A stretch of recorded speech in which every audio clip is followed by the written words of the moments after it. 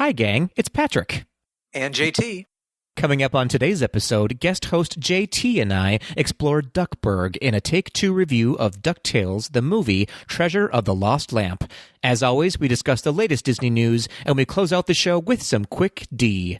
All that and more on today's episode of Gays Do the D. To all who come to this happy place, welcome.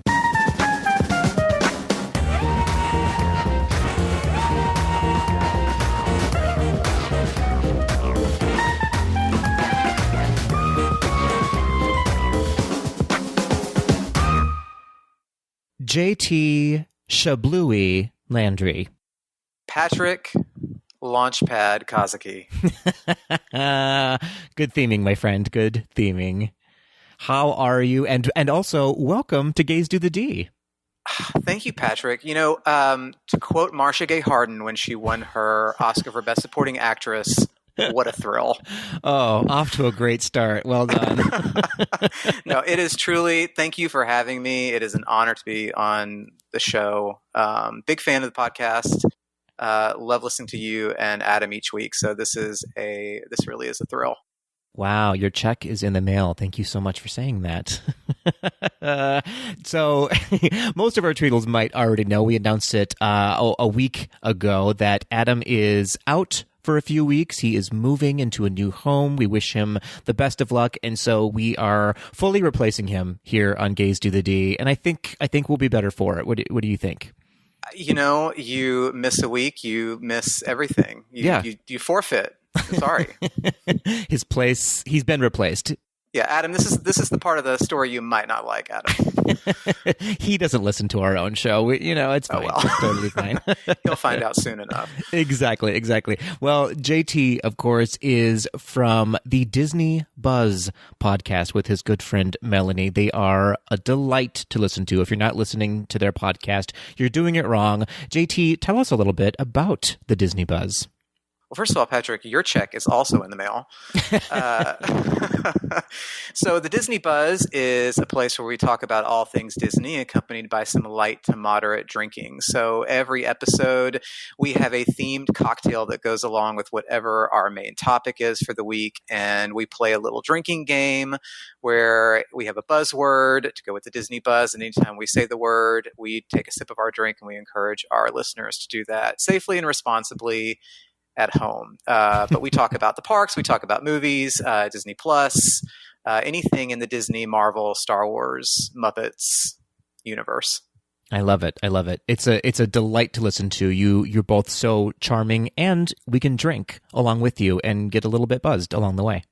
What more could you possibly want? That's all you want, Disney and drinking. I mean, that's exactly. It's basically what our podcast is, only we don't just overtly drink on the podcast, where you guys let it all hang loose. It's great. Oh, we are balls to the wall. Fantastic. We are as well on Gays to the D, but in a very different way. So we, of course, always like to get a little Diz-tory lesson from our guests here on the podcast. So we want to know all about your Disney history. Where did Disney enter your life? How does it sit in your life now? Of course, you have a podcast about Disney, so there's that. But give us a little bit more information about your Disney background. Well, Patrick, I think for me, it was just in the fates for me to be a Disney fan. My parents actually met in line at a movie theater for a Disney film in the 70s. They were with mutual friends going to see The Apple Dumpling Gang, which is a great Disney live-action classic. They met in line. They honeymooned in Walt Disney World in 1976. I was raised on Disney movies. We had the Disney Channel. My aunt gave us that in 1983 as like a Christmas gift. So I was watching the Disney Channel all day, all night, in the summertime after school. We went to Walt Disney World several times when I was growing up. So it's just always been in our family. It's always been a thing. So yeah. For sure. That is the classic Disney story, right? About most people that I come across who are a lover of Disney, that sort of, it's just been like intrinsically ingrained in their lives since childhood. Yeah, and I think I had a period in college and the first few years after college where I kind of like it sort of, I sort of walked away from it a little bit, not on purpose. It just happened. And then I rediscovered it again and probably love it more now than I ever have. Yeah.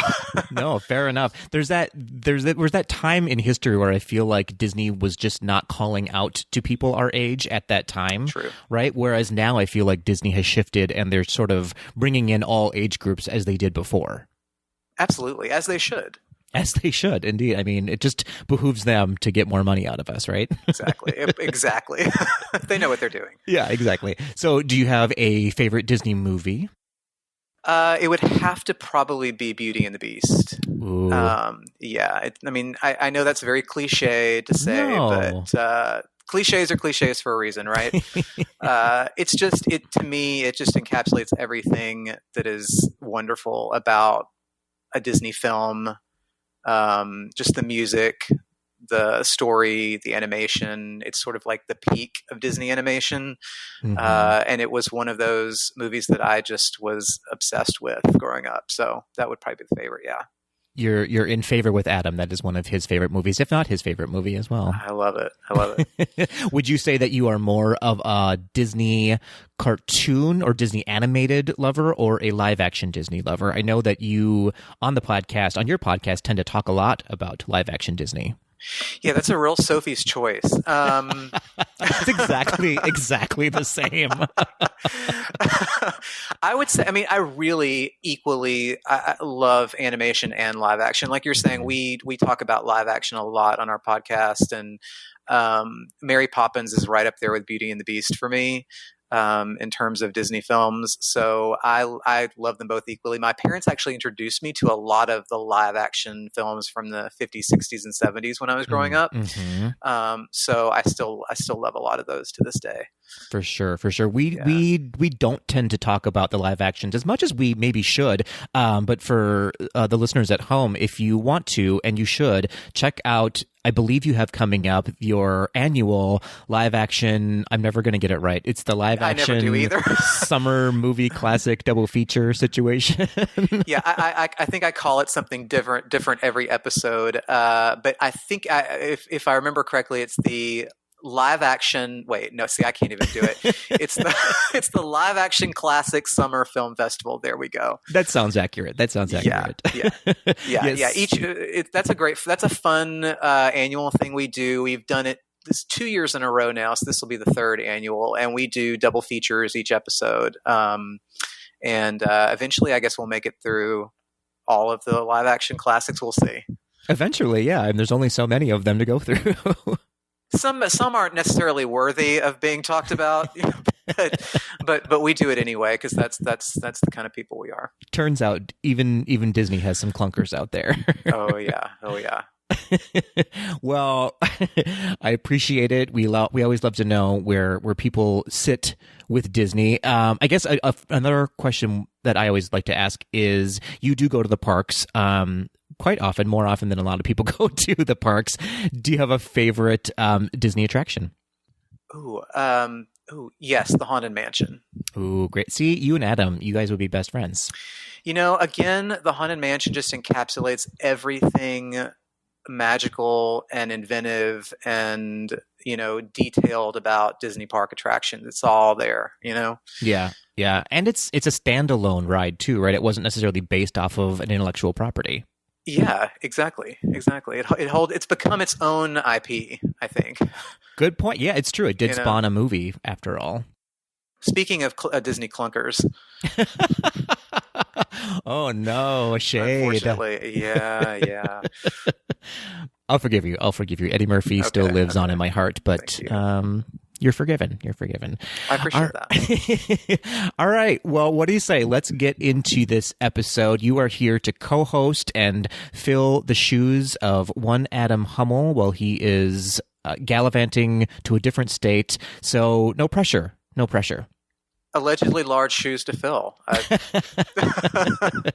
He has bigger feet than me, for sure, because I am 5'5" and have the feet size of a child. So There you go. There we go. Well, I will do my best. We appreciate it. We appreciate it. That's all we expect of you. Oh, thank you. Great. So let's get into some feedback, actually, from our last episode. We talked about the Fab 5 Disney princesses. Before we get into the feedback, I want to know who might be your top number one Disney princess. Top number one. Can I have a tie? You can. You can. Okay. It would be Tiana and Belle. Oh, great. Yeah, you can absolutely have a tie with those two. Perfect. Okay, thank you. Thank you. Thank you. Well, let's get into the feedback now. We had quite a few people writing in and letting us know who their Fab 5 Disney princesses were. First up, we have Nicole from Circa 1955. That is the Circa 1955 Candle Company. We love them, and we love Nicole. Nicole says, it's so hard. My top three would be Mulan, Merida, and Tiana, followed by Belle and Rapunzel. Now, Merida was not in either of your top fives, right, Patrick? She wasn't. That movie, though I do like it, I always just sort of forget about it, and I don't know why. I think a lot of people do. And I think it is actually I actually enjoy the movie. I think Merida is a great princess, but I do agree. She gets a little she's underrepresented. Yeah, she gets a little bit forgotten, even though she has a great story, and she also is one of the few princesses who doesn't have a love story tied to her, which is great. I love to see that. That is nice to see. Moving on, we have Rosaline writing in. Rosaline on Instagram at Pin to My Lou. Rosaline says, I'm just going to vote even before I listen. Apparently she voted before she listened to the episode. Brave choice. She says, because I've been thinking about this lately. Number 1, Moana. Number 2, Tiana. Number 3, Mulan. Number 4, Leia. And number 5, Giselle. Interesting choices. Giselle. Yeah. Okay. I like the Giselle in there. Yeah. And that's another princess who kind of gets forgotten about when you start thinking about top Disney princesses, because you automatically go to animation, right? Yeah, for sure. Giselle is animated, but she's also Amy Adams. She's also Amy Adams, who herself is a princess as well. Exactly. Yeah. Question for you: where do you stand on the whole Mulan? Is she a princess? I don't think she technically is. Yeah, I really wouldn't put her in the princess pantheon. I love that character. Mm-hmm. I think she's a fantastic character, but she's really not a princess. Yeah, I would say warrior, leading lady for sure. But yeah. I don't know that even she would want to be called a princess. You know, I feel like she would be a little insulted. Right. Yeah. Yeah. Sort of like Raya doesn't necessarily think of herself as a princess. She's more of a protector and a warrior for her village. And I would actually count Raya as more of a princess than Mulan, because her father technically seemed to be like the leader of that village. Right. Yeah. She at least has a royal bloodline of some sorts. Right. Exactly. We're getting very technical here within the feedback. Moving on, we have Juan at Jedi Trousers. Intriguing name, Juan. Juan says, number 1, Belle. She's so smart and self-assured and sees through the everyday to what life could be, but also so caring and selfless. And that gold dress. Plus, she fell in love with a giant 8-foot hairy beast, and I respect that, Juan says. Correct. Yeah, exactly. He moves on. Number 2, Ariel. She's a mermaid. Enough said. Fair enough. Number 3, Moana. So determined and powerful and has one of the best princess songs. Agreed. Number 4, Aurora. Just always been obsessed with her look. The blue dress, the tiara, the hair. Pure magic. And number 5, Raya. Super cool, super stunning sword-wielding hero. Can't wait to meet her in the parks someday. Yeah, that's going to be a good meet and greet when that happens. Oh, yeah. Now, do you think, who's the other, I forget the other princess in the film. Yeah, I can't remember her name now. I want to say Namari. Is that correct? Namari, that's it. It's Namari. That would actually be, the two of them together would be a great meet and greet. Oh, for sure. Sure. And then just throw in a little bit of Sisu and we're perfect. Oh gosh, yeah, absolutely. It's interesting that he mentioned Aurora, because I love Sleeping Beauty, but I never, like, Aurora is one of those princesses who's really not in most of her movie. Mm-hmm. But she's, because she's sleeping. but as a growing up, I was always obsessed with Aurora's look. That blonde hair, the perfect curl, right? The little black headband. Yeah. Overall, it's just a beautifully animated movie, but they really outdid themselves animating her specifically as well. Fun fact, my co-host, Melanie, on the Disney Buzz, does a mean Aurora Disney cosplay. She does. I've seen the pictures, and it's fantastic. Fantastic. Yeah, absolutely. Well, last but not least, we have Kevin writing in on Instagram at Mr. _85. Kevin says, great topic. I have to give the top spot to Cinderella. She literally had every aspect of her life ripped from her and had to endure a cruel routine of forced labor in her own home. That's some stuff right there. My runners-up would be Tiana, Belle, Kida from Atlantis, and Moana. Great lineup. Patrick, who's your favorite Cinderella? Are we talking original OG in the 50s? Are we talking Brandy? Are we talking Lily James? Oh man, that's a tough question. I actually I like them all. They're all such different interpretations, I think, of Cinderella, which I really love about the story of Cinderella is that you can sort of mold it a little bit to tell a little bit of a different story. Does that make sense? Yeah, absolutely. Way to cop out of the answer. Yeah, that was a very politician answer of me. Yes. They all have great qualities. Do you have a favorite Cinderella? I really have a warm, special place in my heart for the 2015 live action Cinderella, Lily James. Love that whole movie, and I think she was a perfect Cinderella.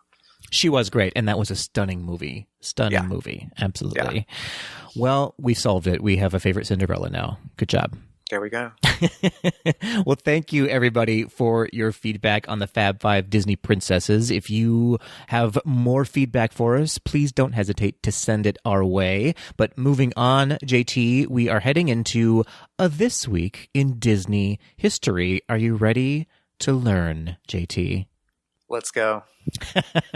Fantastic. Well, starting off with the most recent, 14 years ago, on April 6th, 2007, Gran Fiesta Tour starring the Three Caballeros opened in the Mexico Pavilion in Epcot, which replaced the previous attraction, El Rio del Tiempo. Now, Gran Fiesta Tour takes you on a gentle boat ride through Mexico on a search for Donald Duck so he can join Panchito and Jose in their concert. Fun fact, this is the first attraction in the World Showcase to feature Disney characters based on an existing property. Now, I have to say, I love this ride. It's cute. It's something to do. But boy, oh boy, does it need an update. Oh, yeah, you're right. You know what? And you do need a nice, peaceful, gentle boat ride after you've had a couple margaritas at La Cava. Yeah. But we could stand to have some other things to look at. Yeah, for sure. I really want them to update it to a Coco ride. Oh, a Coco ride would be fabulous. Don't you think? I was really actually surprised to learn that this version of the ride only opened in 2007 because 14 years in Disney World years is basically yesterday, right? Right, yeah. Exactly. Yeah, it's interesting. I remember El Rio del Tiempo. It wasn't much better than Gran Fiesta Tour. Actually, Gran Fiesta Tour is an improvement on El Rio del Tiempo. But yeah, I'm actually surprised that they haven't already begun turning this into a Coco attraction because we already have the Coco exhibit out front in the pavilion, and Coco is so popular. Yeah. It just makes sense to go on a boat ride into the land of the dead, right? Oh, I totally agree with that. And I think it would be beautiful too. And they wouldn't have to do too much to it other than just sort of replace some props and some audio animatronics. And I think you have yourself a new ride. And Patrick, clearly the Three Caballeros are tired. I mean, they're dropping like flies. They can't keep them all together in one room anymore. No. I think they're fighting now. Yeah. Yeah. The band is breaking Rest up. now. Yeah. Oh, dear. Well, moving on. 23 years ago, on April 5th, 1998, a revised version of the Enchanted Tiki Room opened in the Magic Kingdom called the Enchanted Tiki Room under new management. Now, this show used all of the same audio animatronic birds as the previous show, with the added elements of Iago from Aladdin and Zazu from The Lion King, who were the new owners of the attraction. The show also added a new tiki goddess called Aoa, who disrupted the show after being upset by Iago. And if you've ever been to Trader Sam's, you are now chanting Aoa, Aoa, Aoa, Aoa, Aoa, right? Exactly. So this show ran for just under 13 years. On January 12th, 2011, a small fire broke out, which severely damaged the Iago animatronic, Aoa Indeed, which shut the attraction down for a while, and then it was announced at the D23 convention that same year that the attraction would reopen in its original format just in time for the 40th anniversary, which it did on August 5th, 2011. Now, here's what I'll say. I feel like I smell a scandal here. It broke down and then reopened on the 40th anniversary. That seems a little iffy. That's a little too convenient. I will say that, the fire, I think, was a blessed event. Now, I've never seen the under new management version of it. I would just that fire. It was good that it got put out of its misery, I think. I love the Enchanted Tiki Room. Yeah. It is one of my favorite attractions, and that's I don't like to speak ill of the dead, Patrick. Oh, bless it. Yeah. Oh, dear. Well, moving on. 30 years ago, on April 6th, 1991, get ready to feel very old, the world got a little more dangerous with the premiere of the Disney Afternoon cartoon A Darkwing Duck. The show was a parody of the comic book character The Shadow. In fact, Darkwing Duck's alias was Drake Mallard, and the Shadow was Ken Allard. Now, Darkwing Duck fought crime with his sidekick, Launchpad McQuack, and was often aided or rescued by his adopted daughter, Gosalyn. Fun fact, Darkwing Duck was the first Disney cartoon to be centered around action rather than adventure. So while most Disney cartoons had elements of danger, it was very rare to see actual fighting until Darkwing Duck. The show only ran for 1 year, but still managed to pump out 91 episodes. Wow. Crazy, right? So late last year, it was announced that Darkwing Duck might be getting a reboot on Disney+, but no word yet on when that might happen. And fun fact, Patrick, one of the characters in the movie we're talking about today was also a character on the Darkwing Duck TV series. Do you mean other than Launchpad, or are you talking about Launchpad? Oh, I'm talking about Launchpad. Oh, okay. Yes. Yep, absolutely. Did you say that? I did say that Launchpad. Listen, sorry. You don't listen to our show. You don't listen to me when I talk. It's totally fine. Oh, man. That's a demerit. No, I'm used to Adam not listening to me either, so this is perfect. You're a perfect fill-in. Oh, great. See? I just want the listeners to have a seamless experience. Exactly. That's what they're having right now. I have to say, learning that it was 30 years ago that it first aired made me feel very old. I feel like I need to go mix myself a glass of Citrusel right now. You may as well. I applaud you for it. Yeah. So I have to ask, were you a fan of Darkwing Duck? A lot of people were on the fence with Darkwing Duck. I was not really. I had kind of stopped watching Disney afternoon cartoons when Darkwing Duck premiered. I remember seeing like a couple, and I knew about Darkwing Duck, but I was never a huge fan. Yeah, that's fair enough. I think same here. It was just on the cusp of me going, am I still into cartoons? I'm not really sure. Mm-hmm. So yeah. Plus, I always had DuckTales in my back pocket, and DuckTales was always like the center TV show for Disney Afternoon for me.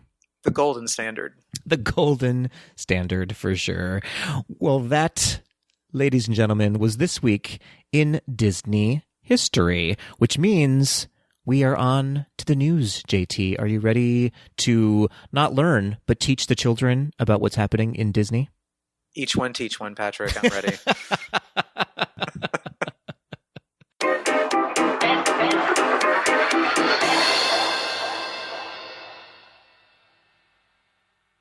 Last week, the Walt Disney Company and the United Negro College Fund announced a new $1 million commitment to the Disney UNCF Corporate Scholars Program, which will aid 50 scholars over the next 3 years. Each scholar will receive a $5,000 annual scholarship and a paid summer internship at the Walt Disney Company. Any internship that might require a student to work on site at a Disney location will also receive housing and relocation assistance. Additionally, each student will receive mentorship opportunities and assistance securing a possible full-time role with Disney after graduation. Each current recipient of the scholarship is either a junior or a senior majoring in finance, human resources, legal, production, media, and technology. They are all enrolled at four-year institutions, many of which are historically black colleges and universities, or HBCUs. This scholarship is part of Disney's desire and need to deepen the company's engagement with HBCUs as a means to building a long-term pipeline of black talent within Disney. A quote from Senior Vice President of ESPN Human Resources, Paul Richardson, with the addition of a summer internship program and access to Disney leaders as mentors, the students will get an in-depth overview and greater exposure to the various diverse roles and experiences at Disney. And a quote from Senior Director of UNCF Student Professional Development Programs, Talia Givens, having 80% HBCU students selected in this 2021 program exemplifies Disney's continued commitment to building diversity and support of HBCUs. Together, we have taken a big leap in building intentional and meaningful career connections and experiences for talented, diverse students. I love this story. I'm so excited that this is happening. It's been long overdue, but thank goodness it's happening now. Yeah, I love this story too. I love that Disney takes proactive strides to be socially conscious and inclusive and bring equity to what they're doing. I think it's really, really great. For sure. And just smart on their end to start building these great minds and fostering these great minds while they're young and try to get them in the company to really diversify the company at an early age, right? Absolutely. Well, good job, Disney. You did it. Great job. We did it, Joe. Yeah. Well, in anticipation of the upcoming celebration for Walt Disney World's 50th anniversary, the Main Street Confectionery is getting a fresh-from-the-oven makeover this spring. The makeover will feature, according to Disney, a fresh new look, an expanded layout with more room to shop, and interactive opportunities to customize your confections like never before. To prepare for the work involved in transforming this altar to sugar, both the Main Street Confectionery and the Chapeau closed for refurbishment on March 29th. But Patrick, wipe that look of alarm off your face, because you'll still be able to get many of the treats you've come to love at the Emporium and Main Street Cinema during the refurbishment. You can also visit Box Office Gifts at the Town Square Theater across Main Street to pick up your latest pair of Mickey or Minnie ears, and Bonjour Village Gifts in New Fantasyland is your new temporary mecca for collectibles and artwork. Interesting. Yeah, I love the Main Street Confectionery, but I have to say it is a cluster at the end of a park day if you want to try to get anything from that store. Yeah, it's got a great location, but it also suffers from having a great location. Right. It's one of the last things you hit before you leave the park. And it is just mobbed at the end of the night. So I am all for an expanded space to give people room to breathe. Now, I am usually in expanded space after I visit that confectionery. Aren't we all? Disney World is hitting the road. And possibly other cars. For the first time ever, wait for it. For the first time ever, Disney World will be offering Disney-branded license plates to Florida drivers.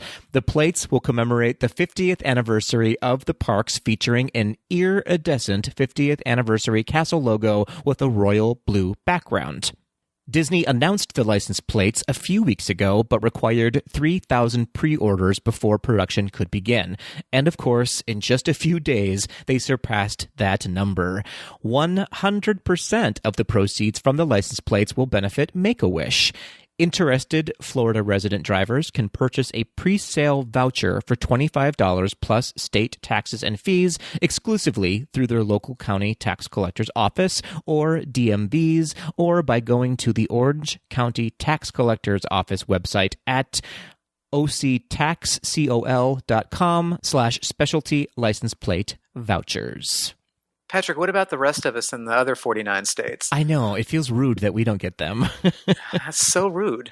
I'm really surprised that they haven't done this before, actually. I wonder why now? I am too. There's been a lot of other opportunities, obviously, the 25th, the 40th, the 45th, you name it. And it's such an iconic American, place, right?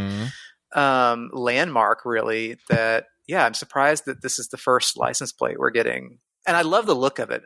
It looks really great, I think. Oh, for sure. Absolutely beautiful. I imagine they're going to be all over Florida, which I guess if you get hit by a car in Florida now, it'll be a magical hit, right? That's the kind that I like. Hey-oh. Well, Patrick, summer is apparently the new autumn because the Epcot International Food and Wine Festival is set to kick off this year on July 15th. The return of this perennial festival favorite, the OG Festival, will feature global marketplaces, including favorites like Canada, Greece, Germany, Hops and Barley, Appleseed Orchard, and many others. In addition to all of the yummy food and buzzy beverages, guests will be able to participate in Emile's Fromage Montage and collect stamps from the marketplaces to earn a prize. Remy's Ratatouille Hide and Squeak will also send you on a savory scavenger hunt in search of Remy statuettes hidden all over the park. There will be new merchandise collections, including a Spirit jersey, because you cannot have any celebration without a Spirit jersey, a baseball cap, and so much more. And you can nosh to the delightful sounds of Voices of Liberty, Mariachi Cobre, and the Jammin' Chefs. More details will be announced soon, and you can visit tasteepcot.com and follow #TasteEpcot on the socials to stay up to date on the latest. Because, Patrick, if you stay ready, you don't have to get ready. I mean, that's going to be their theme pretty soon of just it's just always the taste of Epcot. I think they're just going to have a sandwich board in front of the park that they just flip for the next day's festival. It's just going to be one long festival. Yeah, I'm here for that, frankly. But I wonder if eventually they'll just be like, yeah, we just always have food kiosks now. It's always, yeah. Yeah, this is a perpetual World's Fair and food festival. Right. Sometimes with flowers. Sometimes with flowers. Sometimes with art. Yeah. Yeah.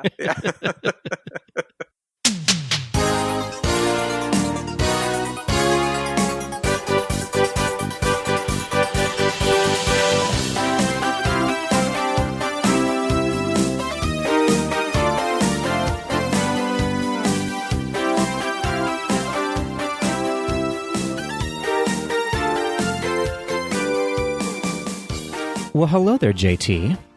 Hello, Patrick. I have to say, I'm glad that you're here for a multitude of reasons. One is that it means Adam is not here. Two is because you, I believe, are as big of a fan of DuckTales as I am. Is that correct? Patrick, I am so excited to talk about DuckTales today. I am wearing my Disney Afternoon t-shirt. I have my DuckTales mug, and in solidarity with the citizens of Duckburg, I am pantsless for this podcast today. Fantastic. You and me both. We're basically twinning right now. Right. Yeah, I am a huge fan of DuckTales. I love the TV series. I collected DuckTales comics as a kid. Mm-hmm. The Ducks have always been, the Duck family has always been my favorite Disney characters. So yes, absolutely. It is one of those interesting and rare, I would say, side projects of Disney's that didn't necessarily infiltrate the movies very, very hardcore other than this movie, but are still, if you're a 90s kid or an 80s or 90s kid, the DuckTales were a huge part of your life if you were a Disney family. Oh yeah, they were massive. And I mean, like you're saying, like it did not really infiltrate the movies, but I think they tried with this movie and it wasn't successful enough for them to continue on, unfortunately. The success of the TV series just did not translate to the big screen. That's fair. That's fair. Although it did feel like a long episode of DuckTales. Do you know what I mean? It did feel like an extended episode of DuckTales. It's interesting that you say that because it originally was conceived as a 5-episode run. Like the story was conceived as a 5-episode run of the TV series. I did not know that. See, you are a bigger fan than I am, which is, I'm so glad you're here for this. I do the research. I do the work. I do the research. That is not the case over here. I put in the work. We just fly by the seat of our pants over here, and we usually don't wear pants. So it's anyone's. There you go. Yeah, right. It's anyone's game. So for those for the Tweedles that haven't figured it out, we are doing a take 2 review of the movie DuckTales the Movie, Treasure of the Lost Lamp. And I'll say right off the bat, not my favorite title. Not my favorite title. It's a little clunky. Yeah, it's kind of like it's a title and then a subtitle and then a subtitle to subtitle. Yeah. Sort of like High School Musical, the series on Disney Plus. Yeah. Yeah. It's just like an onion that just keeps getting more and more confusing. Just like me, Patrick. The more layers you uncover from me, the more confusing I get. You and me both.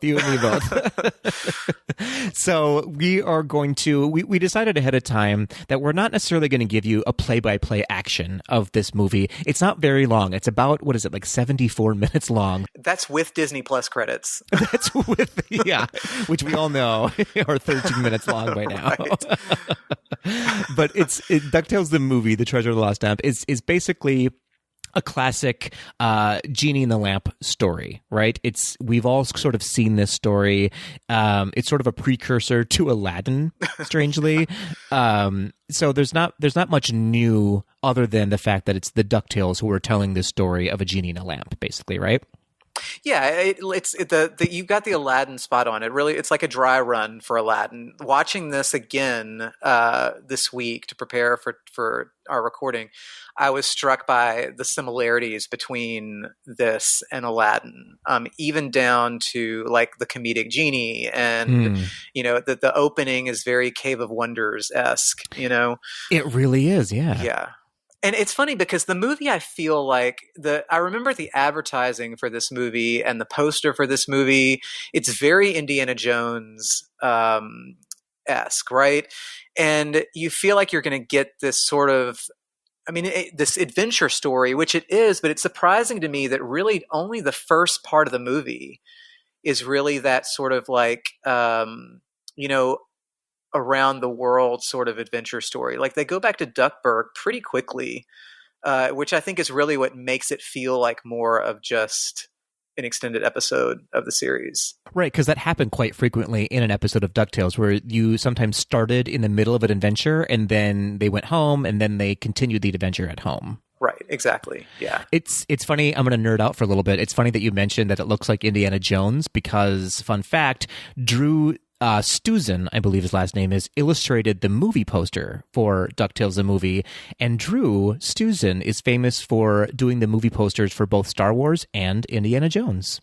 That is fascinating. And the poster for DuckTales does look very much like an Indiana Jones, down to the font. I mean... Yes, it's almost a direct steal. Yeah, pretty much. Yeah, he artistically plagiarized himself, though, so it's fine. It's okay. Yeah.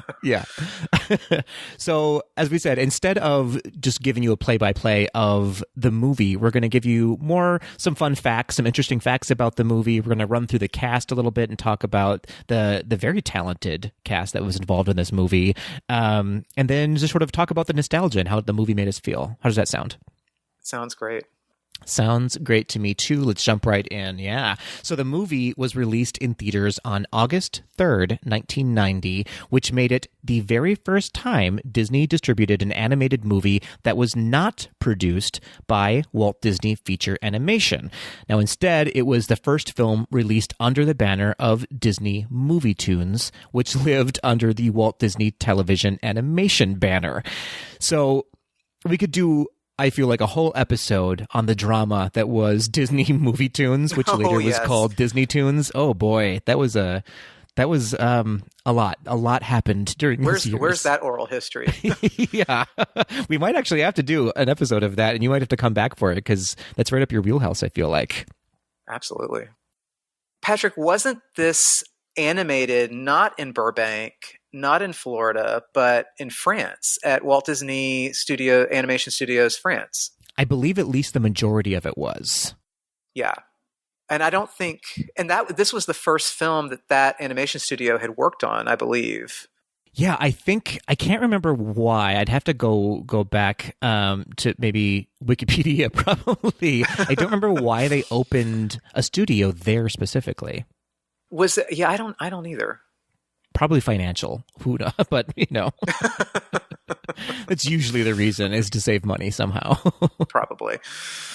So instead of going into all of the drama that was Disney's Toons, we can give a little bit of a recap. This was the production company under Disney that released, and I'll just say it, was maybe responsible for, or can be blamed for, however you choose to look at it, a lot of the prequels and sequels and spin-offs like Return of Jafar, The Little Mermaid 2, Cinderella 2, etc. That's a lot to lay on their doorstep. Yeah, I heard you give a little oof when I said that. Oof, yeah. It's a lot to lay on their doorstep, but you know what? They made that bed, so they have to lie in it. But now there were some celebrated things that came out of this, or some things that were celebrated later on. Like I believe a Goofy movie was came out of Disney Movie Toons, right? Mm-hmm. Yeah, that's absolutely right. I don't think we would fault them for that at all. No, that's a great movie. That is a diamond in the rough, if you will. True. Yeah, exactly. Yeah. Cinderella 2, a different story. Not so much. Yeah, this was the time that I feel like, my humble opinion, and come at me if you want to. I know a lot of people love those movies, but this is when they were really starting to water down the legacy that some of these classic movies had started to build up, like the Lion King and Aladdin and The Little Mermaid. They just started to water down those stories with these sequels and prequels, which I wasn't a fan of, frankly. Yeah, I would agree with you. I think more is not always better. And, I mean, the care and, frankly, the money was just not put into these prequels and sequels. And, I mean, they're going to suffer as a result, right?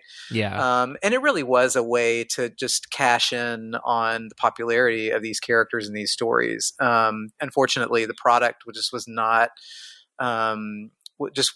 near the same level as the original.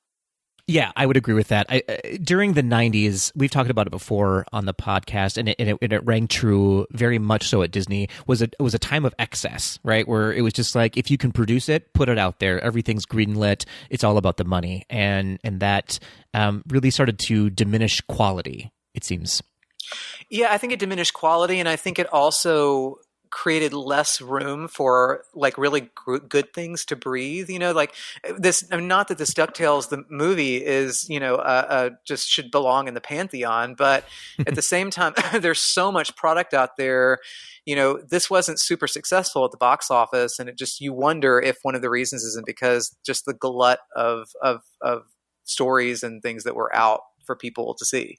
Yeah, hard to know. Although we should say that DuckTales was the very first of this production line to come out, and so it wasn't really competing with anyone else. But it also, as you said, didn't do very well in the box office. I think people just didn't know what to do with DuckTales the movie once it hit the theaters, because was it a cartoon? Was it a full-length animated feature? What is this that we're seeing right now? Did you see it in the theater, Patrick? I didn't. I did not. I do remember renting it on VHS, though. Okay. What about you? I did see it on opening weekend, actually. My parents took me. Wow. We were actually on vacation at the time, and they surprised me by taking me to see it. So I did see it on opening. I believe it was opening day. Oh, wow. Yeah. I did my part. Yeah, you're dedicated for sure. And you and I would have been the exact age group that they were marketing at as well. It's absolutely. It's definitely not a movie that adults went and saw alone. It was absolutely like a take your kids on their birthday party kind of a movie. Oh, for sure. 100%. Yeah. So all that being said, I have to say I really actually enjoy DuckTales the movie, and maybe it's because I'm a big DuckTales fan.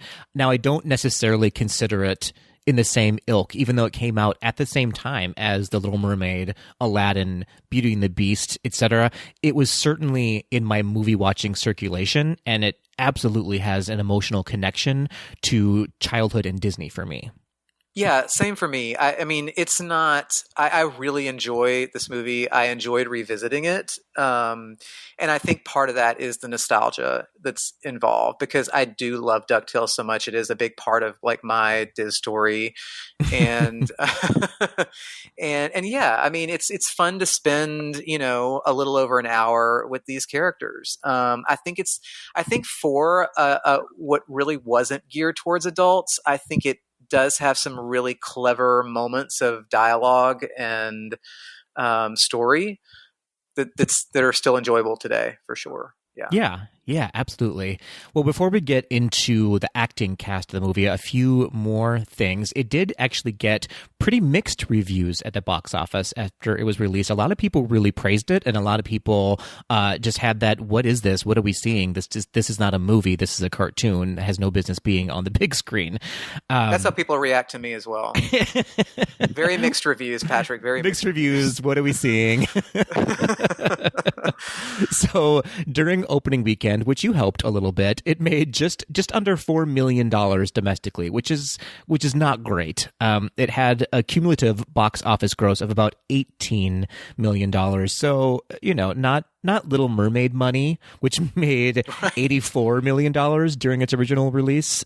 So it's easy to see why they sort of did not move forward with producing more of these movies for the big screen. Yeah, and that was on a $20 million budget, so it didn't even make back the money, that it cost to make. Sure didn't. It did, however, do a lot better, as a lot of these movies did, on VHS and then on DVD, which it earned around $32 million in sales to date. So it did recoup its money, but not by much. And then on Rotten Tomatoes, it currently has an 88% ranking, which is pretty good. So fans love it. Yeah. Fan fave.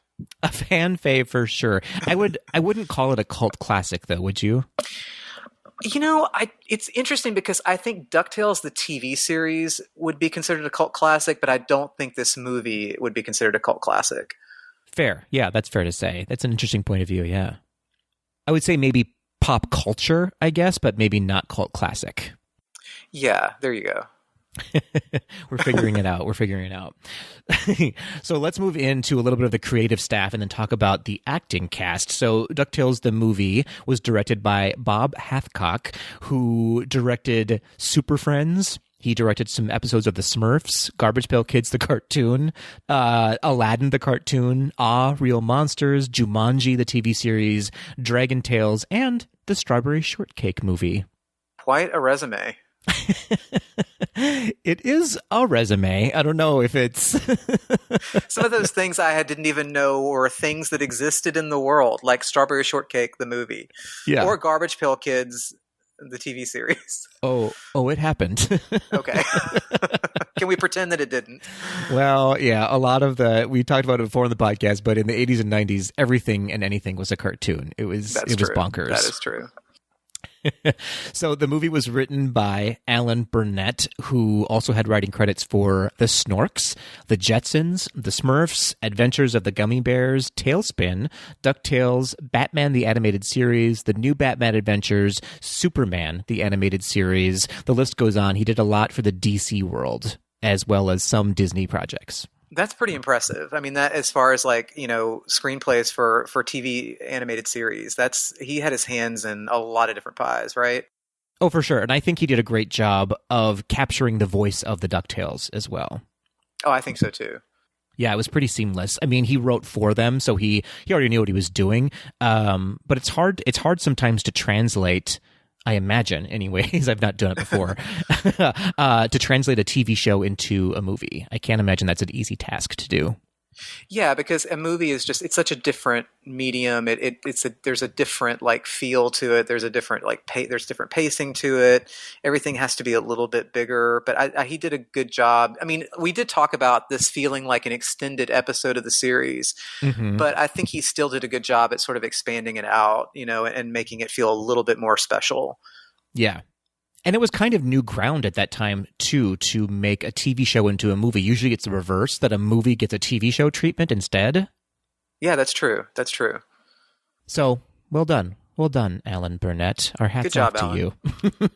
Well, speaking of Alans, let's get into the cast. We have basically the original cast of the DuckTales all making a return to the movie, which was great to see. It made it a lot more palatable to hear those voices. Yeah.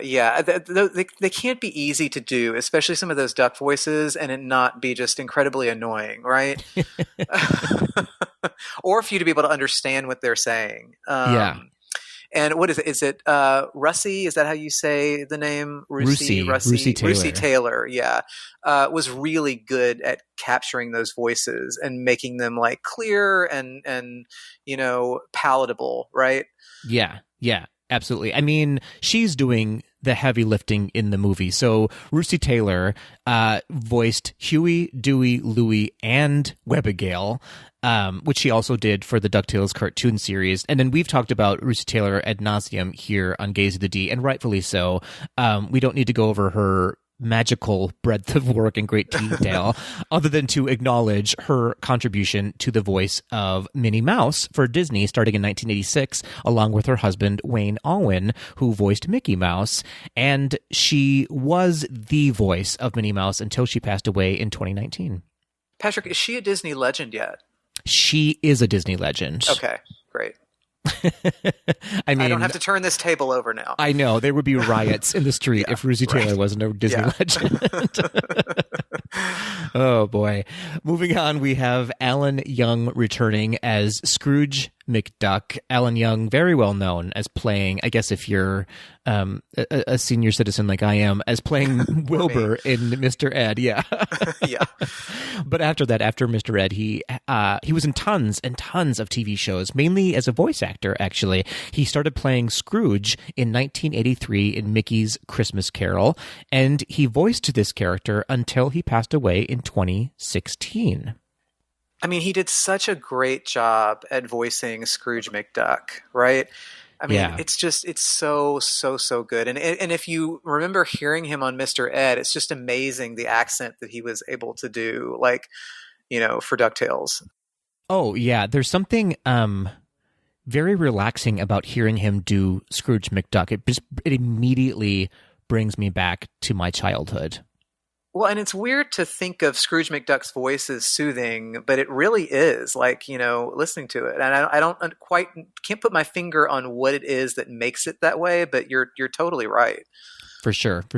And I love the newer DuckTales series that they just ended, actually. But the one thing that was hard for me to hear was David Tennant doing the voice of Scrooge McDuck, because it wasn't quite Alan Young's very rich Scrooge McDuck. Do you know what I mean? There's something like buttery and delicious about the way he voiced him. Buttery and delicious. Oh, I like that. Yeah. And, we were talking about live action films a little bit earlier. Alan Young was in the Disney live action film The Cat from Outer Space in 1978. Was he really? I did not know that. Yes. And he also voiced Hiram Flaversham in The Great Mouse Detective. That I did know. I always forget about that movie, too. It's a great movie. It really is a great movie. Have you guys done that for a take two? We haven't yet. No, not yet. Add that to your list. Absolutely. I think it'll be a take one for Adam, though. I don't think he's seen it yet. Okay. Tell him to watch it twice, and then you can do a take two. There you go. Perfect. Well, moving on, we have Terrence McGovern, who I adore as Launchpad McQuack. Terrence McGovern, if you're a hardcore gamer, may recognize his voice as most of his credits are in video games. He often played an announcer in sports games or a narrator, and he of course voiced Launchpad in both the DuckTales cartoon and in Darkwing Duck in the 80s and 90s. Interesting. Yeah, I love his voice performance for Launchpad McQuack. It's like dead on perfect, matches that character's look perfectly. That just the personality of that character. He captures it so wonderfully in the series and in the movie. Yeah, I totally agree. I feel like he does for Launchpad what Patrick Warburton does for Kronk in The Emperor's New Groove. Yes, absolutely. In fact, I don't think the movie gives him enough time to shine. Oh, yeah. Yeah, good point.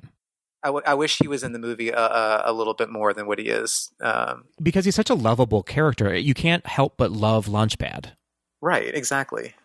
Full disclosure, I absolutely had a crush on Launchpad as a kid. I don't know what it was. I was like, yeah, that's a good looking duck.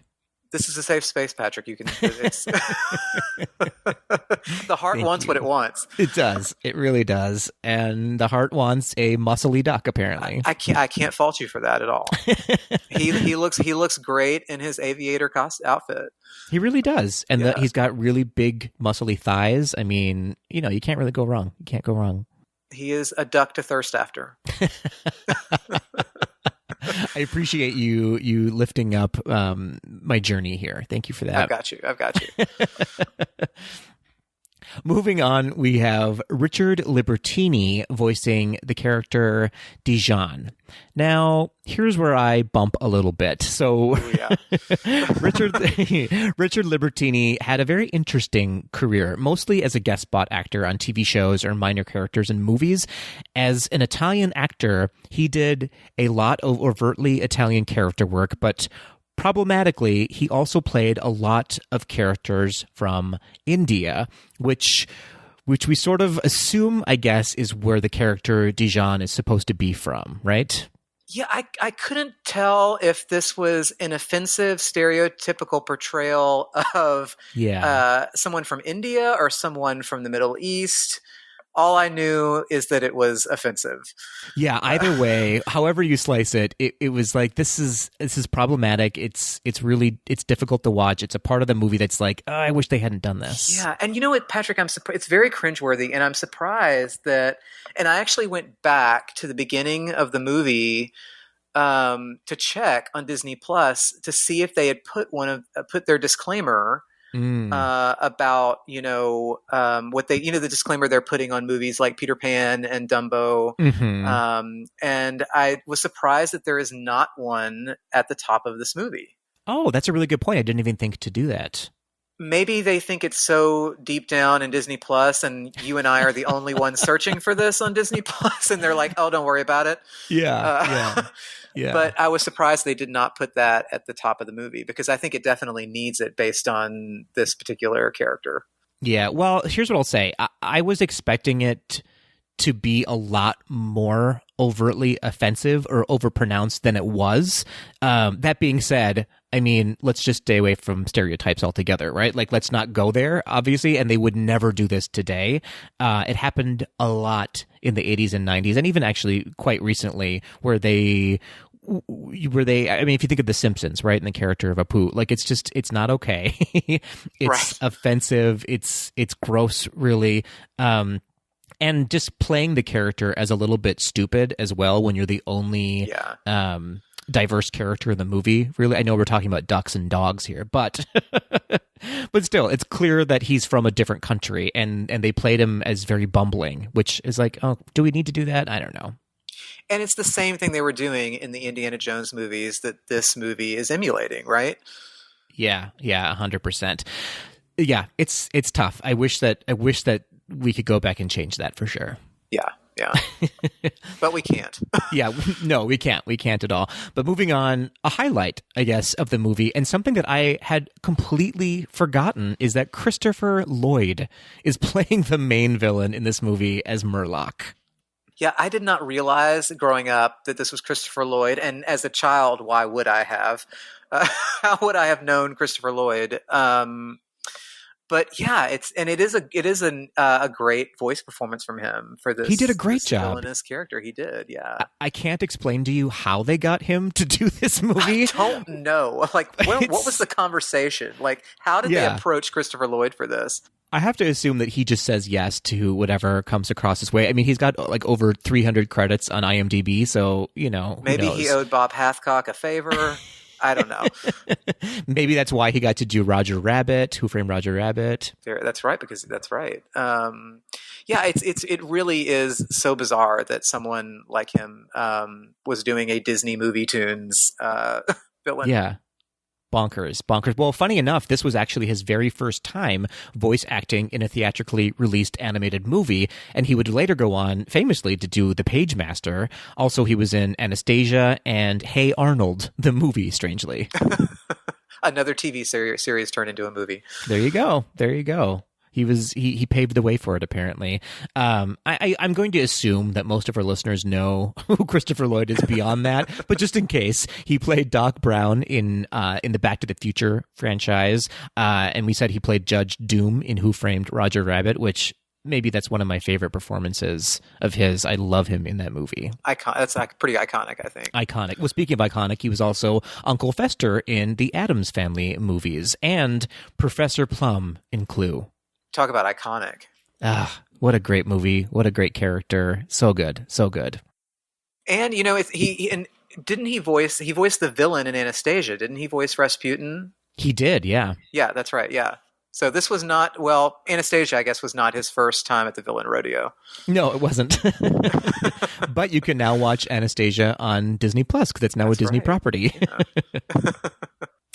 Moving on, we have the delightful June Foray voicing very underused Mrs. Featherby in the movie, who is Uncle Scrooge's secretary, basically. Now, again, we've talked about June Foray's career many times on this show. She's been in everything. A few highlights: Rocky from the Rocky and Bullwinkle show, Granny in all of the Looney Tunes cartoons, Grandmother Fa, a little problematically, in Mulan, Queen Tabitha in Thumbelina, Grammy Gummy in The Adventures of the Gummy Bears, and Ma Beagle and Magica Dispel for the DuckTales cartoons. And while we're on the subject of Magica Dispel, that was another thing that's missing from this movie for me. Magica Dispel is one of my favorite of the Duck characters. Such a good character. And I don't know if a drag queen has not taken that name yet. I mean, what are they doing? Consider it stolen. Yeah. I wish Magica Dispel had been in this movie. I mean, I know she was in the series and she was a big part of the comic books. Yeah.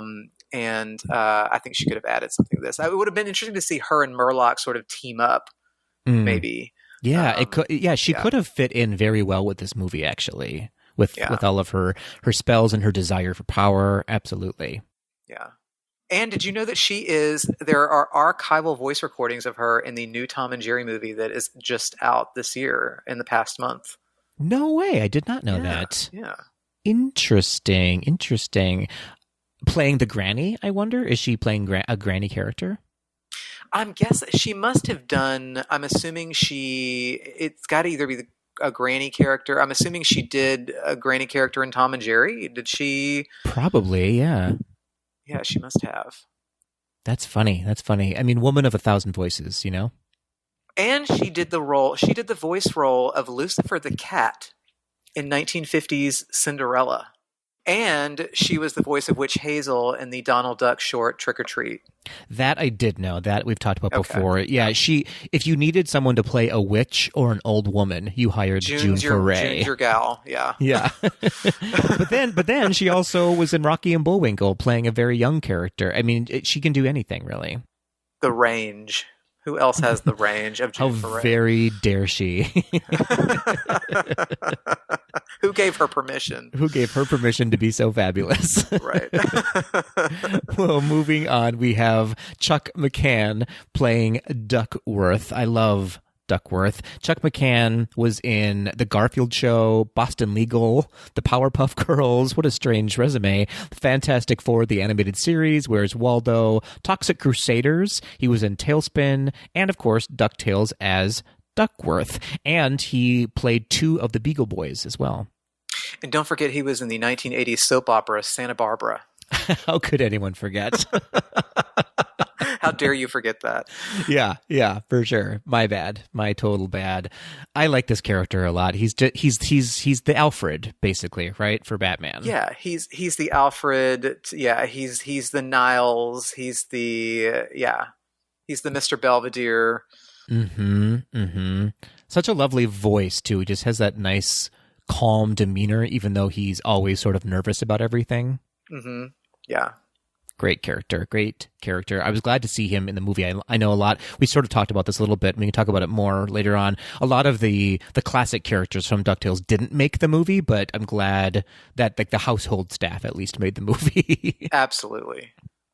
Speaking of which, we have Joan Gerber once again voicing Mrs. Beakley. Now, Joan Gerber has tons and tons and tons of voice acting, and you would never know it. She was in Teenage Mutant Ninja Turtles, Tom and Jerry, The Little Mermaid TV show, Darkwing Duck, DuckTales, Tiny Toons, Rescue Rangers, Tailspin, The Smurfs, Snorks, The Jetsons, Alvin and the Chipmunks, Richie Rich, and a few episodes of Sesame Street. And Goof Troop. Oh, I didn't know that. I didn't see that one. She was in Goof Troop too. Yep. She's done everything. And Mrs. Beakley is really the character that I most identify with in DuckTales. Perfect. Like, if you want to know how I would react in any of these situations, just keep your eyes on Mrs. Beakley. Great. So you're a flight in a fight or flight situation. Oh, yeah. I'm a run around in circles and scream and then exit the room. You're the person someone has to like hit with a frying pan to knock them out and drag them out. Exactly. Noted. No, you gotta love Mrs. Beakley though. She's such a great, lovable character. Oh, I adore her.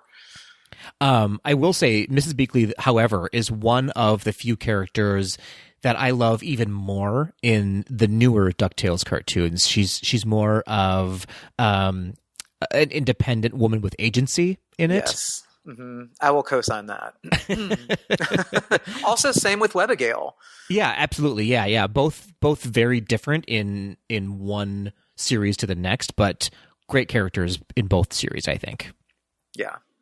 Patrick, have we saved the best for last? We certainly saved the gayest for last, I think. We have saved the gayest for last. That's true. We, of course, are talking about the only Rip Taylor voicing Genie. This was a character performance, a voice performance that I did not appreciate fully as a child watching this. But didn't you kind of know, even as a child, didn't you kind of go, something is unique about this character, and I don't know what it is. Do you know what I mean? I can't quite put my finger on it, but yeah. If I could. 100%. But now watching back, it's like, oh, this is a gay character for sure. Yeah, absolutely.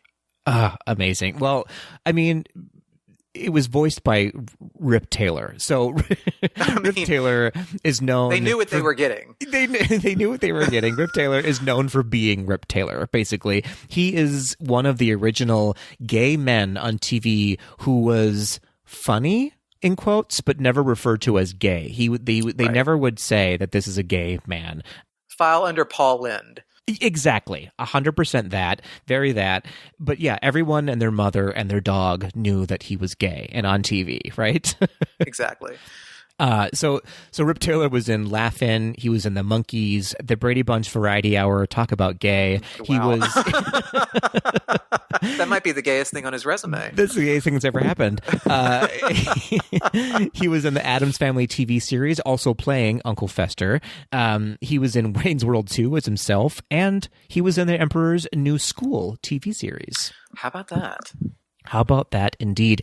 Yeah, I mean, what a flamboyant character. He was also in the television movie Scooby Goes Hollywood. That sounds about right as well. Yeah, right. How did this Genie add up for you? He's a very endearing character in the movie, and I think he earns your heart over the course of the movie, because he starts out, and it's very similar character portrayal to the Genie in Aladdin 2 years later, where you have this, unstoppable comedic force coming out of the lamp, right? Nonstop quips and wit, and then over the course of the movie, you sort of his character is fleshed out, and you find what he really wants, and it's not just about him giving people their desires. It's about, what does this character want, and he wants to be a real boy duck. Don't we all? Don't we all? I know I do. Yeah. And so, yeah, I think you grow to kind of really be fond of him over the course of the movie. And he's really funny. The eyebrows, Patrick, the Rip Taylor eyebrows. Yeah. The eyebrow story is a lot. It's a lot. Yeah. I mean, kudos to the commitment for them keeping the eyebrows on this genie. And it's interesting. I'm probably, obviously this is reading more into it than I'm sure what the animators intended, but there is an interesting sort of subtext of this character, because the character, I think, obviously this genie comes across as very gay, right? Mm-hmm. And he sort of he's like let out of this lamp, this like closet that he's like trapped in, and he eventually gets to become who he really wants to be. By the end of the movie, and I don't know that I'm sure that's not what Disney Movie Tunes intended, but I think you can glean that yourself from this if you want to, right? What did you think of the character? Yeah, that's a great parallel, absolutely. I'll answer your question in just a second. Okay. but I think it's such an interesting discussion topic there is something interesting about a genie character in that, you rub the lamp and then this genie comes out and he performs for everybody, right? And then they want to just put him back in the lamp at night and be like, okay, we're done with you for now. You're just here for entertainment. And all the genie really wants is to be part of everybody else's world, right? Mm-hmm. And so, there's something very paralleled there in the gay community, in any minority community, I would imagine, right? Yeah, absolutely. It's that expectation of like, this is who we say you are, and this is what we want out of you, and your own, wishes and wants are sort of secondary, right? Right. You're a commodity, not a person to us. Exactly. Yeah. Yeah. Interesting. Going deep here on a discussion about DuckTales. Who knew? The movie. This is absolutely a first for sure. Amazing. No, I agree. The genie character, as you said, grows on you. I think at first it's a lot, and DuckTales already is a lot, and so you're putting a lot on a lot, and it's like, okay, This is a little bit of overload for me. But he fits in really well. I almost actually wish that they had introduced him after this into the TV show as well. Yeah, that would have been because it's like you do wonder at the end of the movie. I mean, spoiler alert. Can we do spoiler alerts? Absolutely, yeah, that's what we're here for. Yeah. I mean, spoiler alert, he does he becomes a boy duck, and it's like, does he live? It's like, it's almost implied that he's just going to live with Huey, Dewey, and Louie. And and so you would think that he would be made a part of the series. But it's interesting, Patrick, because this aired between I believe it was the second and third seasons of the TV show. And when the show came back after the movie, it only ran for another like 7 episodes before they finished like creating new episodes. Mm-hmm. So you would think they would have maybe just brought him back and made him a character for this last batch of episodes.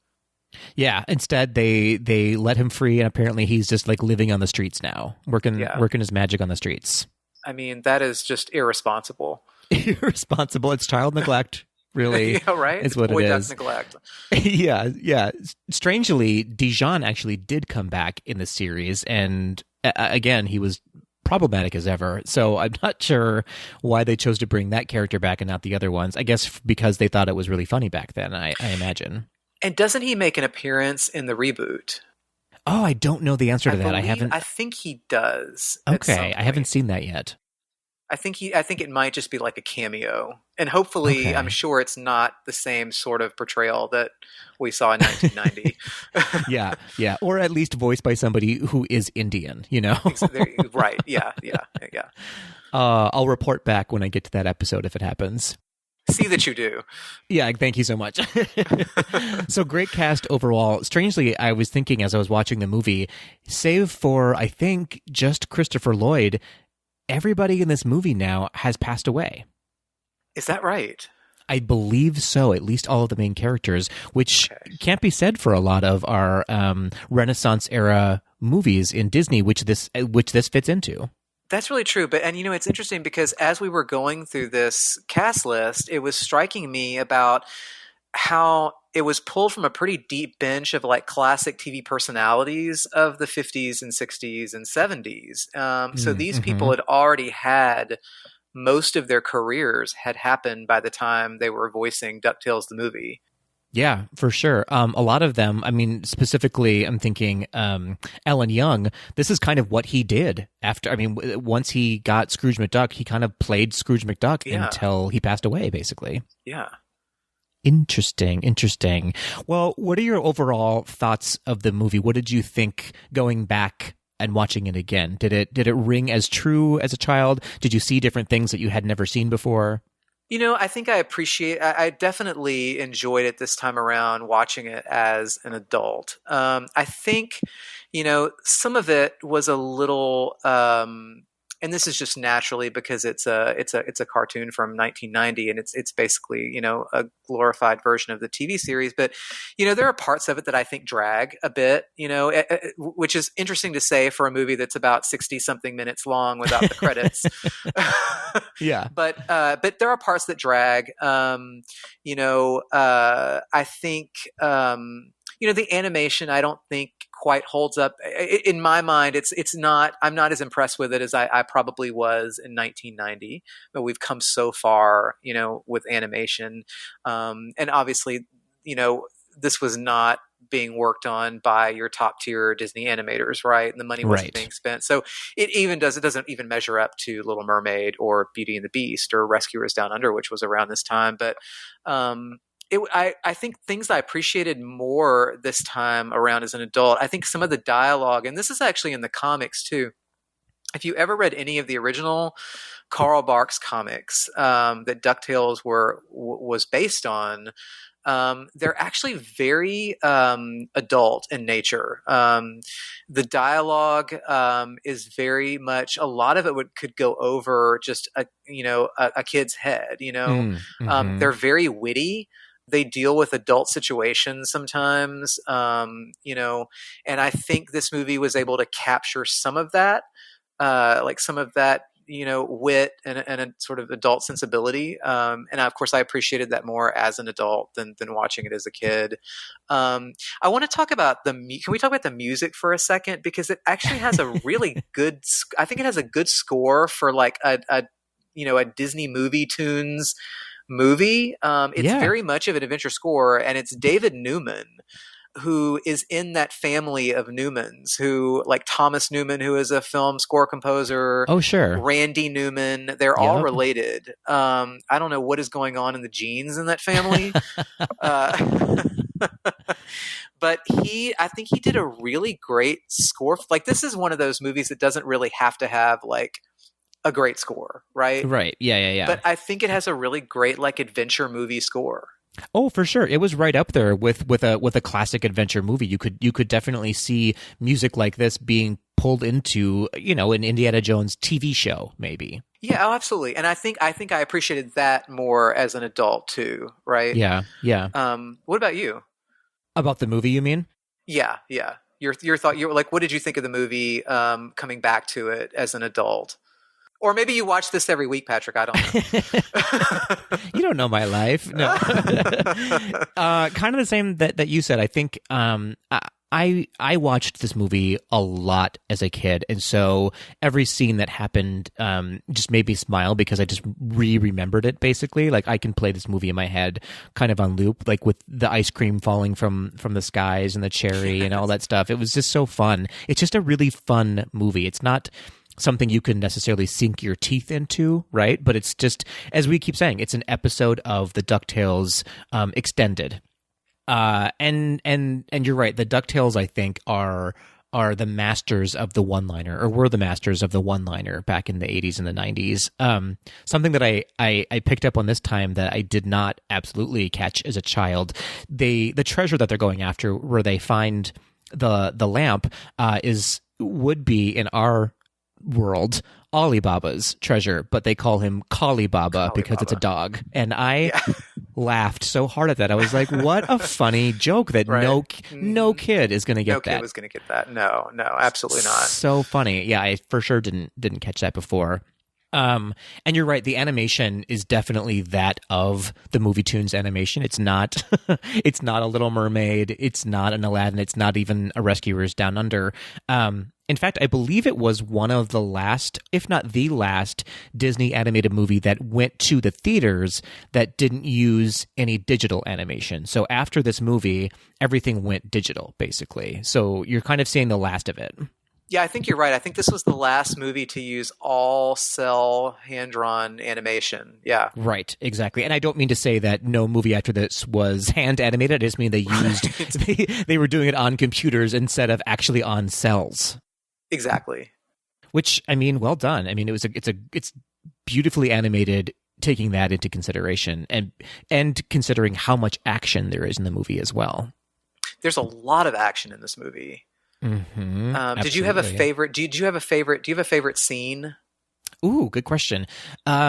Visually, I think I really love when Duckburg Manor starts to turn into Murdoch's castle and turns the gray and lava-y and floats into the sky. I thought that was really well done, and it definitely stuck in my. I remembered it as a kid as well because it was so jarring to see. What about you? I think mine, I love the sequence where they go to the Archaeological Society ball because it's like, it's sort of like they're going, it feels like some ski resort in the mountains kind of a thing. And it was fun because like you started out in that cave and then you were in Duckburg and then you got to go to another fun sort of like adventure-y type place. And I mean, I grew up in a place where there was like no snow ever. So, I mean, it was fascinating to like, when they go to like, and there's snow on the ground and it's wintertime. And yeah, I think that's always been like a favorite scene for me. Yeah, for sure. It's interesting. Something that we've mentioned is that Aladdin, obviously, is sort of like the elephant in the room here, that Aladdin happened 2 years after this movie happened, which is, for all intents and purposes, the same storyline, right? It's the classic genie storyline, right. And that's a big move for Disney to go. We just did a movie that was released in the theaters about a genie, and now we're going to release another movie in the theaters about a genie. It's almost as though they were going, we're going to assume that nobody remembers DuckTales the movie. Well, then they knew that no one went and saw it. It's true. So. It's true. They were like the Landry family and no one else saw this movie in the theater. That's right. These three people, but they'll go see Aladdin anyway, so it doesn't matter. Yeah. But yeah, and it makes me wonder, like, I'm sure they were working on both at the same time, right? They had to have been, yeah. Yeah. I mean, this was, of course, farther along than Aladdin, but, this was probably pretty far along when they were getting started on Aladdin. So it is interesting that it hews so closely, even down to the kind of genie, that comedic. Yeah. I mean, obviously Robin Williams did his thing, right? I mean, he Robin Williams the crap out of the genie, but I wonder if while they were creating the character of the genie for Aladdin, they took inspiration from this genie because they are very similar in their demeanor. Rip Taylor walked so Robin Williams could run. Is that how it goes? I love it. That's how it is. I love it. Another fun fact, actually, about the movie before we wrap up here is that, now I can't verify this, so I guess I should call it a fun maybe fact, is that apparently this was only the second animated film ever, not just within Disney, but ever, to not have any songs in it other than the closing credits. Oh, interesting. Now, the first movie was The Land Before Time, which came out in 1988. Was that the very first Land Before Time? Or Land Before Time 37? No. The OG, The Land Before Time. That's and when really I say, interesting. Yeah, when I say movie, I don't mean just like any anime. I do a theatrically released animated movie. Yeah, and I feel like that's got to be correct because I'm racking my brain and I can't think of another movie before this that was animated, released in the theater, that was not a quote unquote musical, or at least didn't have a couple of songs. Right, like a lullaby or something in it. Yeah, because I mean, you had movies like, The Fox and the Hound, or that weren't really musicals per se, but they had a couple of songs that were sung like during the movie, right? Yeah. Yeah. Yeah, even The Sword and the Stone had some songs in right. it. Yeah. Same with Winnie the Pooh. So yeah, I think you're right. This has to be like the second after Land Before Time, and the first Disney film. Yeah, for sure. Yeah. I mean, if we're wrong, our Tweedledees will let us know, so they'll come Someone at us will pretty come hard. for us. Yeah. Well, here's what I'll say in wrapping up about DuckTales the movie. This actually did make me desire another attempt at a DuckTales movie. Do you know what I mean? I feel like knowing what they know now, and especially now that the new series has just ended, I feel like I am at least want for another DuckTales movie, and I think they could do a really good job of it and maybe revitalize again this franchise. Yeah, I would love to see that, even if it was just a movie directed Disney Plus. Because I love this new iteration of DuckTales, and it's been really popular. People love it. Yeah, so I think a movie seems like the next logical step for this like iteration of these characters, and I would also love it because one of the things I love about this new iteration of DuckTales is that Donald is a part of it, and Donald was not a part of the original DuckTales, and I love that Donald is a part, because Donald is a part of these stories in the comic books that DuckTales was originally based on. So yeah. More love for Donald, please, in DuckTales. Yes, please.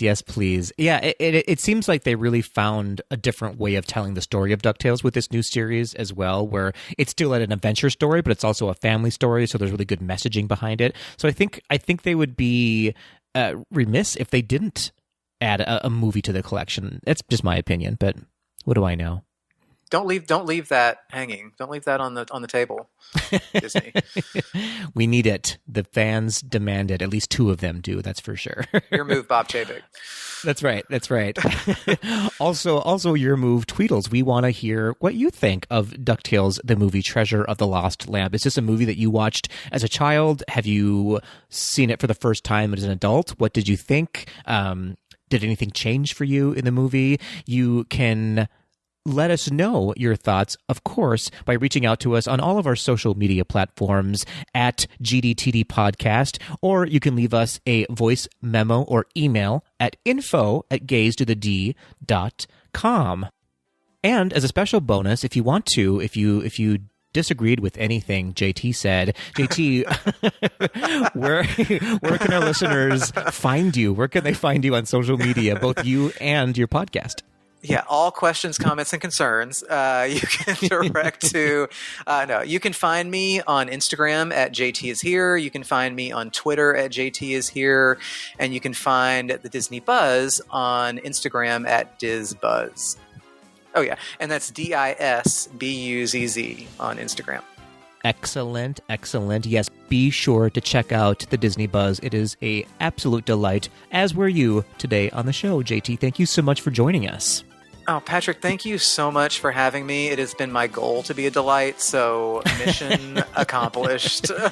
Fantastic. I hope I have filled Adam's shoes sufficiently, but truly, it was a thrill and an honor to be on here. I love your podcast. Love when you guys come on our show, too. This has been really, really fun revisiting DuckTales, the movie Treasure of the Lost Lamp. It has been a delight, and my genie wish came true in that Adam is not here today and you're here instead. So there we go. Rip Taylor is somewhere helping your dreams come true. Isn't he just?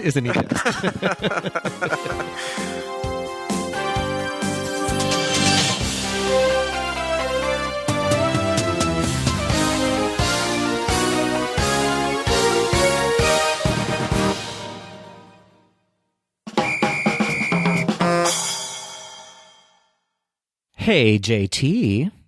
Hey, Patrick. Guess what time it is, JT? Is it time for some Quick D? It is absolutely time for some quick D. I have tricked you into staying for just a few more minutes on K's to the D, and it was not hard to do, actually. When you heard the phrase quick D, you were like, yeah, I'll stay for that. Yeah, I'm good. No bribe needed for quick D. No, twist and my JT. arm. Yeah. No, please, twist my arm. Yeah, yep. Fair enough. Well, speaking of which, actually, today's quick D is going to be marry, kill, Disney Plus, and chill. So that's where JT are going to ask each other or give each other a category of characters, and we have to decide who we're going to marry, who we're going to kill, and who we're going to wink wink Disney Plus and chill with. Are you ready, JT? I am ready, Patrick. Okay, so Tweedles at home, the category we're going to give each other for marry, kill, Disney Plus, and chill are Disney afternoon cartoon characters. What a delight. This could get inappropriate very quickly. We're going to assume that all of these characters are adults, yeah? Yes, absolutely. They're all consenting adults. Here we go. JT, I will let you go first. Okay. Give me your first three characters that I have to either marry, kill, or Disney Plus and chill with. Patrick, are you ready? I'm always ready. Okay. All right. Your three characters are Baloo the bear, Of course. Darkwing Duck, Ooh. and plot twist, Chip and Dale Chip and Dale as a duo? as a duo. I mean, I immediately want to Disney Plus and chill for the three-way of it all. You know what I mean? But I'm going to turn it around a little bit. I think I'm going to have to kill Chip and Dale. Oh, okay. Oof, that's harsh. I know it's a tough one. But if you can't kill one person, kill two people. Is that Right. Is that the saying? That's how it goes. Okay, That's great. that's my philosophy anyway. Fantastic. I think I'm going to marry Baloo. He feels like a provider. Mm-hmm. I think that I'm mostly thinking about the Jungle Book Baloo, I guess, as being a provider, because he was a little bit of a dolt, wasn't he? In Tailspin. Yeah, and I think Baloo would also sort of like always be able to level set with you and keep you grounded. Fair enough. And he's a protector as well. And I'm going to marry the protector for sure, which means I'm going to Disney Plus and chill with Darkwing Duck because let's be clear, let's get dangerous is my motto in so many ways. You know what I mean? Yeah. I mean, it's right there waiting for you. Yeah. Also, he's into costume play, so that works out well too. I mean, it's a win-win for you. It's a win-win for everybody involved. That's for sure. That's for sure. I feel good about my choices. What do you think? I think they're solid. I think you've got a good life path forward there with that. Yeah. I answered pretty quickly too. It's as though I had been thinking about this for a while. I know. And rest in peace, Chip and Dale. Rest in peace, Chip and Dale. I'm sorry about it, but you had to go. What are you going to do with two chipmunks? I don't know. That's a loaded question, I feel like. Time to move on. We're going to let that be and move Let's just on. let that sit. Thank you so much.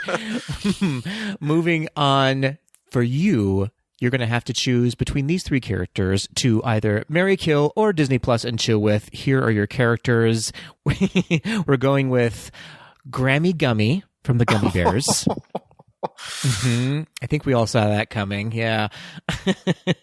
We're going with Scrooge McDuck or Launchpad McQuack, but not from DuckTales, from Darkwing Duck specifically. Okay.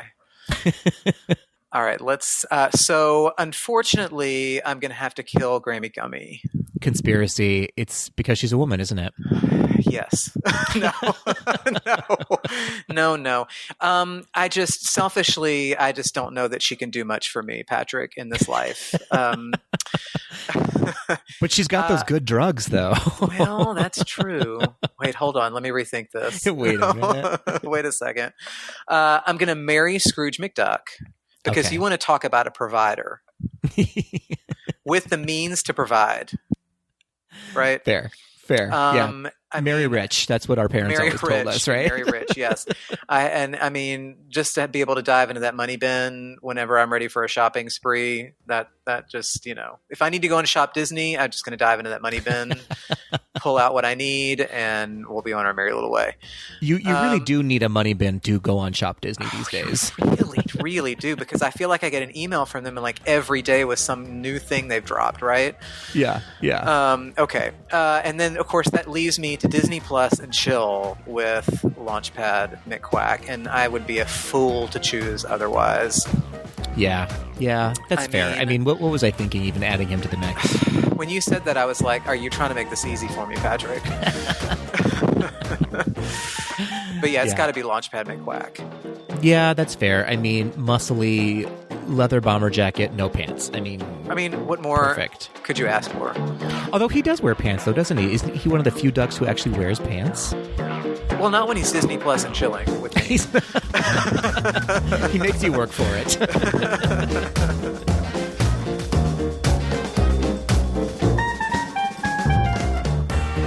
That will do it for this episode of Gays Do the D. Thanks for listening. To become a patron of the podcast, visit our website at gaysdothed.com/donate. For a donation of any amount, you can receive exclusive Gays Do the D content and help us continue to bring you the very best Disney news and discussion. Continue the conversation after this episode on Facebook, Instagram, and Twitter at GDTD Podcast. Submit your questions or show ideas to info@gaysdothed.com. Have a great week, everybody. See ya real soon.